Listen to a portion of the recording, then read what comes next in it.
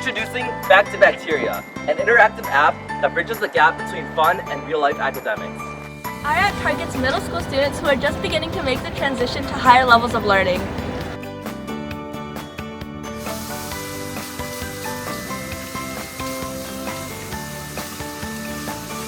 In our app, players are immersed in an interactive 2D environment as soon as they hit play. From the perspective of a bacterium, players work through various scenarios and make choices at checkpoints integrated within the level to gain a greater scope of understanding of each process and move forward in the storyline. For example, one introductory level may consist of the bacterium being faced with the obstacle of their host washing their hands. Users will have to make important decisions such as utilizing their attachment pili or using their flagella at the right time in order to avoid being dispelled from the body. Upon failing to make the correct decision, to avoid discouragement, users will be sent back to checkpoints that are scattered throughout the level. I've always been super passionate about biology. What draws me into it? It's gotta be how intricate it is.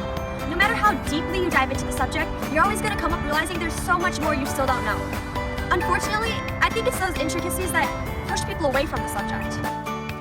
While there may be other educational games out there, these games are often too predictable, too boring, or serve only as entertainment, often lacking the educational aspect to it. On the other hand, games that do provide information often only function as encyclopedias or flashcards, too dull to captivate kids and often failing to pique their interest.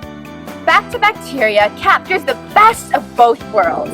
It is an adventure, entertaining and memorable, providing information that will stick.